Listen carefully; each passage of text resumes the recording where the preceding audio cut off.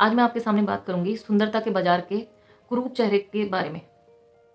हमारे चारों तरफ हमारे सामने सुंदरता का जो पैमाना गढ़ा जा रहा है वो क्या है? आपको गोरा होना चाहिए, आपके बाल घने, लंबे, सिल्की होने चाहिए, आपकी त्वचा एकदम चमकीली होनी चाहिए, आपकी आंखों के आसपास डार्क सर्कल नहीं होने चाहिए, आप पतली होनी चाहिए, आप लंबी होनी चाहिए।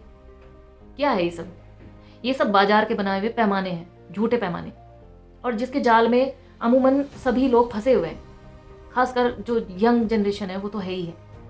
एक बात आप सोच के देखिए, अब साउथ इंडिया के जो लोग हैं, वहाँ की जो भौगोलिक परिस्थितियाँ हैं, वो नॉर्थ इंडियन के जितना गोरा तो नहीं हो सकता है ना, क्योंकि यहाँ का एक अलग भौगोलिक परिस्थिति है। या हरियाणा और पंजाब की लड़कियाँ जिस तरीके से लंबी होती हैं, उस तरीके की क्या उत्तराखंड की या नॉर्थ ईस्ट की लड़कियाँ हो सकती हैं? भाई पहाड़ी क्षेत्रों की लड़कियाँ लंबी नहीं होती हैं, तो इसका मतलब ये तो नहीं है कि वो सुंदर नहीं है। उसी तरीके से हरियाणा और पंजाब की लड़कियों को देखें तो उनका शरीर थोड़ा सा गदराया हुआ होता है, वो उतनी दुबली पतली नहीं होती हैं। जबकि पहाड़ी लड़कियां अमूमन, क्योंकि उनको बहुत ऊंचाई नीचाई में, चढ़ाई उतराई में उनका जो जीवन शैली है इस तरीके का होता है, तो वो नेचुरली थोड़ी पतली हो जाती हैं। अब जो ऑफिस में डेस्क में काम करने वाले लोग होंगे, उनका शरीर थोड़ा भरी जाता है जैसे जैसे उनकी उम्र बढ़ती है। और जो मेहनत मजदूरी करने वाले, खेती किसानी करने वाले लोग हैं, वो जाहिर सी बात है अपने आप ही थोड़ा उनका शरीर दुबला पतला ही रहता है। तो जब सबका एक जैसा काम, एक जैसा शरीर, एक जैसी बनावट है ही नहीं, तो फिर ये सुंदरता के पैमाने एक जैसे क्यों हैं? ये सिर्फ और सिर्फ जो कंपनियां हैं उनके द्वारा फैलाया हुआ एक भ्रम जाल है, और इससे ज़्यादा कुछ भी नहीं। जो बड़ी बड़ी सौंदर्य प्रतियोगिताएं करवाई जाती हैं, चाहे वो मिस यूनिवर्स हो, मिस इंडिया हो, जो भी होती हैं, जितनी भी तमाम तरीके की, क्या आपको लगता है कि उनसे ज़्यादा सुंदर कोई लड़की नहीं होती है? सभी जानते हैं उनसे भी ज़्यादा सुंदर लड़कियां होती हैं जो वहाँ पर जीतती है टाइटल, उससे ज़्यादा। लेकिन उसको बड़ी बड़ी जो बहुराष्ट्रीय कंपनियां होती हैं, वो अपना माल बेचने के लिए ऐसी प्रतियोगिताओं को करवाता है। जो लड़की जीतेगी, उसके बाद अगले ही दिन कंपनियों में होड़ मच जाती है। तेल बेचने वाली, शैम्पू बेचने वाली जो कंपनी होगी, वो उस मॉडल के, उस हीरोइन के बाल तुरंत ही एक अनुबंध करवा देगा कि भाई तुम्हें ये ऐड करना है कि मैंने ये शैम्पू लगाया इसलिए मेरे बाल ऐसे हो गए। जो लिपस्टिक बेचने वाली कंपनी होगी, क्रीम बेचने वाली होगी, वो चेहरा खरीद लेगी। कोई कंपनी आंखें खरीद लेगी, यहाँ तक कि नेल पॉलिश बनाने वाली कंपनी उस हीरोइन के नाखून खरीद लेगी। इस तरीके से उसका एक छोटा छोटा अंग प्रत्यंग सभी जो है अलग अलग कंपनियां खरीद लेती हैं कि भाई तुम्हारा अब हमसे करार हो गया है, तुम्हें हमारा ही एडवर्टाइजमेंट करना है।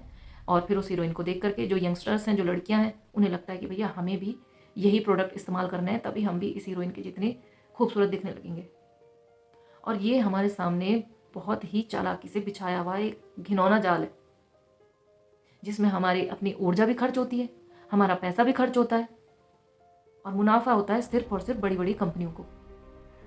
अब हम लोगों को क्या करना चाहिए? हम लोगों को अपने आंतरिक गुणों पर काम करना चाहिए। हर किसी का अलग अलग हुनर होता है भाई, कोई डांसर है, कोई पेंटर है, कोई डॉक्टर है, कोई टीचर है, कोई किसान है, कोई मजदूर है, सबके अलग अलग काम है। तो हमको क्या करना चाहिए? हमें अपना हुनर पैदा करने के लिए उस पर काम करना चाहिए। मैं ये नहीं कह रही हूँ कि किसी को बिल्कुल भी सुंदर नहीं दिखना चाहिए, तैयार अच्छे से नहीं होना चाहिए। होना चाहिए, बिल्कुल होना चाहिए। आपको जैसा पसंद है आपको उसके तरीके से कपड़े पहनो। अगर आपको हल्का सा मेकअप करना पसंद है तो आप मेकअप करो, लेकिन आप इस सब के चलते डिप्रेस मत होइए। आप अपना कॉन्फिडेंस लो मत रखिए। कोई क्रीम लगाने से आप बहुत सुंदर या बहुत असुंदर नहीं हो जाओगे। किसी खास ब्रांड के कपड़े पहनने के चलते आप बहुत सुंदर या असुंदर नहीं हो जाओगे। इससे सिर्फ और सिर्फ उस कंपनी को मुनाफा होगा, और आपको शारीरिक, मानसिक, आर्थिक हर तरीके से नुकसान ही पहुंचेगा। हम जो आधुनिक समाज में जी रहे लोग हैं, हमारे सामने आज इतनी सारी चीज़ें खुल के आ गई हैं कि हमें ये पहचानना चाहिए कि क्या इसमें सही है और क्या गलत है, हमारे लिए, हमारे फ्यूचर के लिए, हमारे आने वाली पीढ़ियों के लिए। हमारे रोल मॉडल्स जो हैं वो कोई ऐश्वर्या राय, लारा दत्ता, ये जो भी विश्व सुंदरियां बनती हैं, मानुषी छिल्लर और भी जो हैं, वो नहीं है। भाई झांसी की रानी को हम इसलिए नहीं याद करते हैं कि वो कितनी सुंदर, कितनी दुबली, कितनी पतली थी। लक्ष्मी सहगल जो सुभाष चंद्र बोस की सेना में थी, हम उनको इसलिए नहीं याद करते हैं कि वो कितनी पतली, कितनी सुंदर थी।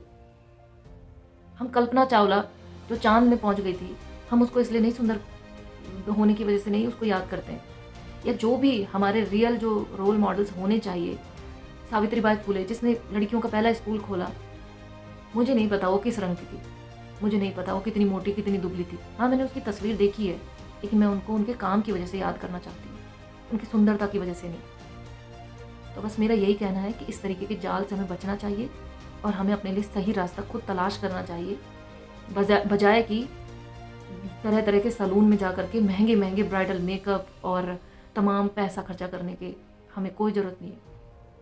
हम जैसे हैं हम वैसे ही सुंदर हैं। धन्यवाद।